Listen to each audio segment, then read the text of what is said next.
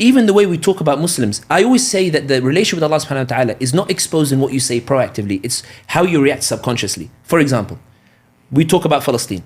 And this is what I mean about, you say, how do you tie it to the political? They're inseparable. They are one and the same, in my opinion. 100%. The deen and the political and the 100%. Dunya and the like, which you always, talk about. They said, oh, the Zionists have lobby, they've got America, they've got this, they've got that, etc. And okay, objectively, you are correct. My only contention is, why do your words resemble the hypocrites on the day of Badr who said, Inna an-nasa qad jam'u lakum fakhshawhum, as opposed to the Sahaba who said, Hasbunallah wa ni'mal wakeel, what we have is sufficient for us, who cares, we're going to go move forward. Why is it that, when you say, look how they've gathered against you and the like, and what? It's the same, subhanAllah. Why do your words that you think come from Iman, why do they always resemble the hypocrites who doubted what Allah had given to the Ummah?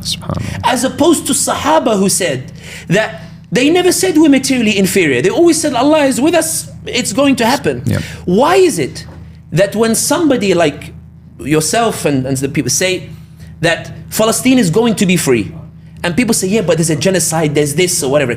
Why is it that when people are going out without knowing how Palestine is going to be free, they're doing whatever they can. They're doing podcasts, they're doing protests, they're coming out and doing strikes in Italy, they're sending ships to support the global Sumud flotilla, they're rallying during the elections. Macron thinks he wants to attack the far right, and Mélenchon wins instead with an anti-genocide vote, and he ends up recognizing Palestine as a result. Why is it that when you say what's the point of all of this, my issue is not that you might not have a point objectively, that it can be debated. My issue is, why do your words resemble those of the hypocrites who, when the Prophet Muhammad ﷺ was digging the trench with no plan how to drive them out, his plan was how to just stall them in front until he could come up with a better plan, sallallahu alayhi wasallam. And that doesn't, ما ينقص منه شيء, yani that doesn't belittle him in any way.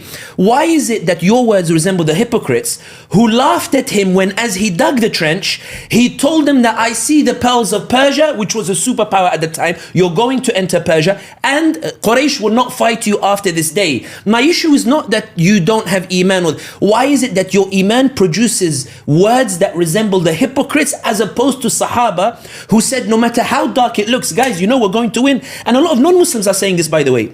Sometimes I always say that on the travels, I find the people who need to be convinced that Allah subhanahu wa ta'ala is there are Muslims. Non-Muslims are like, Mr. Hamdi, we're winning. Mr. Hamdi, things are changing.